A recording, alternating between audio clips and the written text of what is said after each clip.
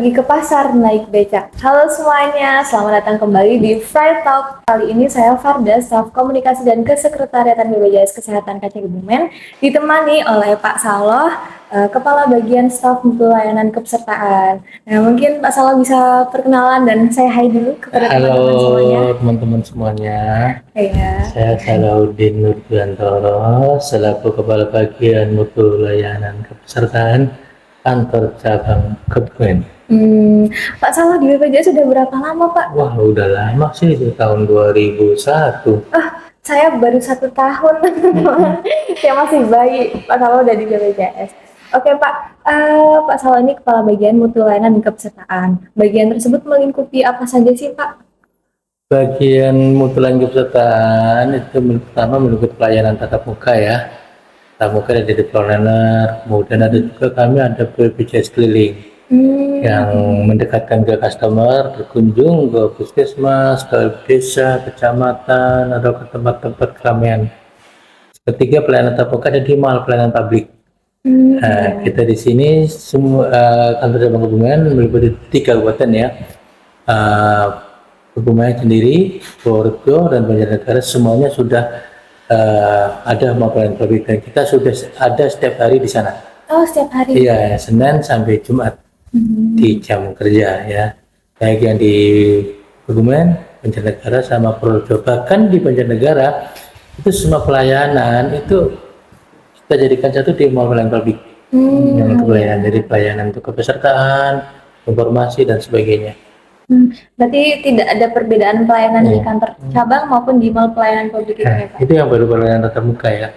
Ada yang pelayanan tatap muka, misalnya melewat Pandawa ya. Pandawa itu adalah pelayanan literasi lewat WA.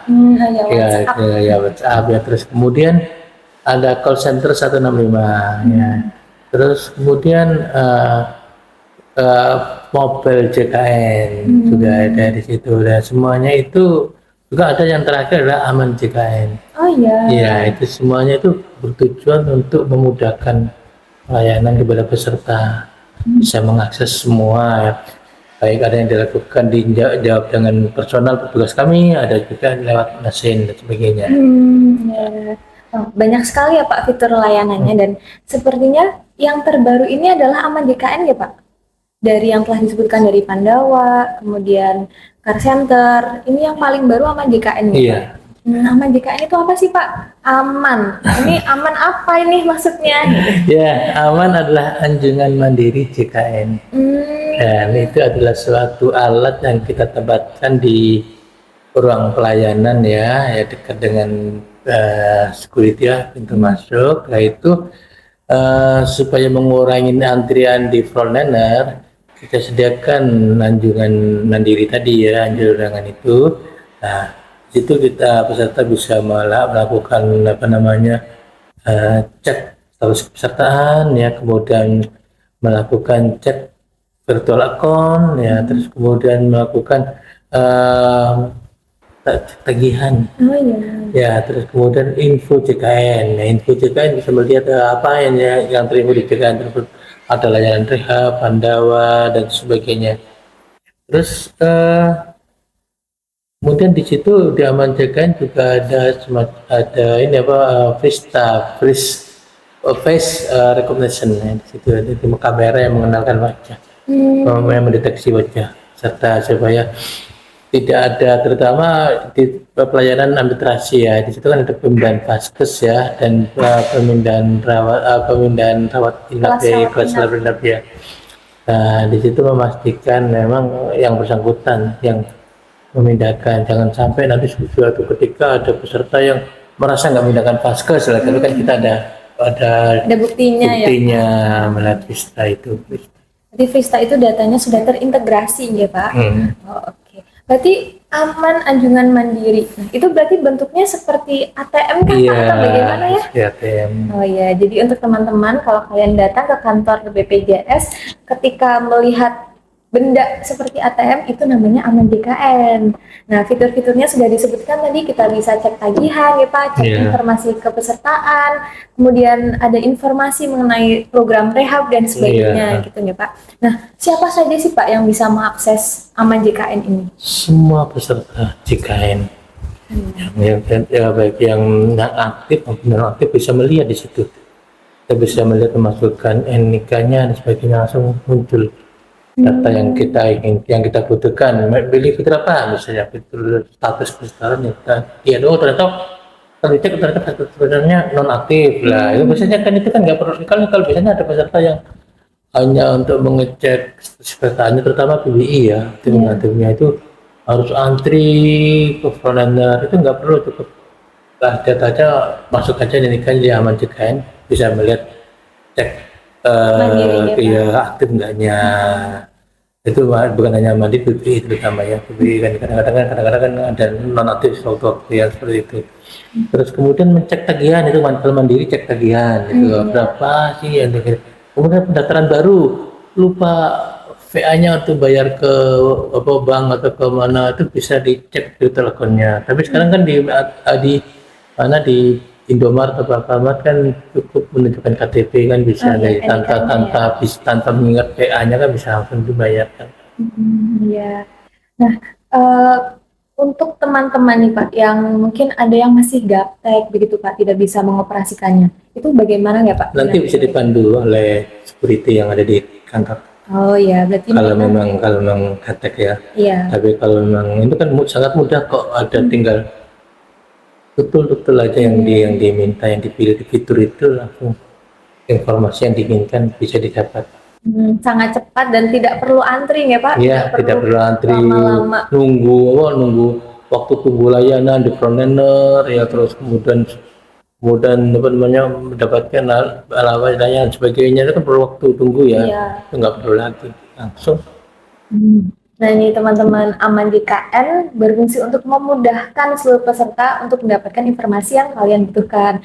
Nah, tujuan utama dari adanya aman JKN ini apa sih Pak?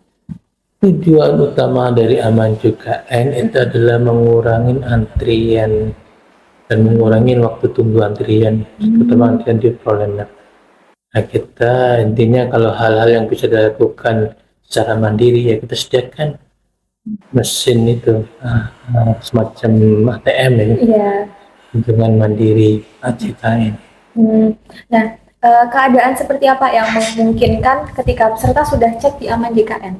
Kemudian adakah keadaan tertentu yang mengharuskan mereka untuk melanjutkan ke bagian frontliner gitu? Ada. Nah, kayak yang di luar ini ya. Kalau di luar yang fitur-fitur di aman JKN, misalnya bagi baru lahir, yang baru rekon, itu memang harus ke frontliner. Tapi kalau selama tidak ada hal-hal yang selama masih ada di fitur aman JKN ya, selesai di aman JKN. Oh ya. Oke, baik Pak, lanjut ke pertanyaan selanjutnya.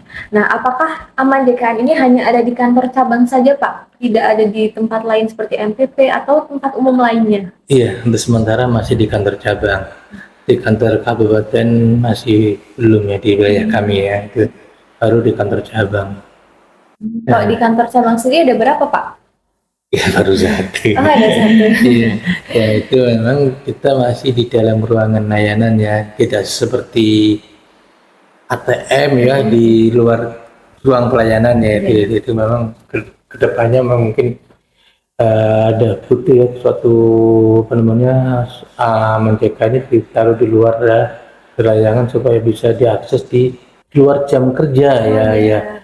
Misalnya malam hari, kenapa bisa ngecek langsung di situ, bukannya di kantor JKN ya. Kita mungkin bisa juga dilakukan kayak semacam ATM ya, di tempat-tempat pelayanan publik ya. Kalau MPP ya, selain MPP mungkin di mana-mana yang ini itu yang harapan kami sih seperti itu. Mudah-mudahan ya di segala terwujud. Nah, sementara ini yang dalam waktu dekat ya kantor kabupaten ya seharusnya sudah terpasang aman JKN tadi. Aman ya kantor kabupaten MPP ya. Setelah MPP mungkin ya fasilitas kesehatan ya, Iya. rumah sakit, yaitu harapannya kami rumah sakit ada sudah terpasang aman JKN, terutama rumah sakit besar. Kalau rumah sakit baru inginnya ke puskesmas yang lain. Itu kan dengan adanya tersebut kan akhirnya kan masyarakat jadi terbiasa dengan teknologi ya. Iya. Ya sehingga harapan kami nanti ruang pelayanan jadi sepi. Karena sudah apa ya, yang ruang pelayanan itu hanya untuk hal-hal yang memang perlu dilakukan, misalnya yang perlu dilakukan, misalnya rekonstruksi untuk bayi baru lahir, terus kemudian apa namanya yang nggak bisa diakses ini ya. Kemudian hal yang lain dari pelataran rehab dan sebagainya ya, rehab pun bisa dibawa mobil JKN ya. Hal-hal yang memang nggak bisa dilakukan di mobil JKN maupun di aman JKN itu solusinya di mana di Prana. Itu sama dengan kita. Kalau puskesmas itu menampung semua pelayanan rumah sakit. Kalau nggak diselesaikan di puskesmas itu dirujuk ke rumah sakit. Harapan kami juga gitu. Kalau nggak diselesaikan di aman JKN, nggak diselesaikan di Pandawa, kalau nggak diselesaikan di baru ke Prana. Oh iya. Harapannya ke depan seperti itu ya Pak. Semoga ke depannya aman JKN semakin melebarkan sayapnya, semakin bisa dikenal oleh masyarakat dan tujuannya dapat tercapai, yaitu membuat masyarakat dekat dengan teknologi dan memudahkan masyarakat untuk mengakses informasi tentang DKN gitu nih Pak. Oke Pak, mungkin Pak Salo bisa memberikan pesan kepada teman-teman dan masyarakat di luar sana tentang himbauan menggunakan aman DKN. Oh iya, terima kasih ya, pesan kami ya kepada masyarakat supaya mengoptimalkan sarana-sarana yang memudahkan pelayanan ya, termasuk aman JKN yang tadi kami sampaikan. Jadi terutama masyarakat yang sibuk dan sebagainya ya, mungkin yang dengan aman JKN meningkat waktu masyarakat ya, sehingga waktu tunggu masyarakat dan mendapatkan pelayanan sehingga bisa langsung segera terpenuhi kebutuhan tentang pelayanan informasi dan pelayanan migrasi kepesertaan melalui aman JKN. Nah, iya. Oke, cukup Pak? Ya, cukup dari saya juga cukup. Terima kasih banyak Pak Salo sudah berkenan hadir di Friday Talk. Dan terima kasih kepada teman-teman yang sudah menyimak dari awal hingga akhir. Sampai jumpa di episode Friday Talk selanjutnya dengan isu-isu seputar JKN lainnya.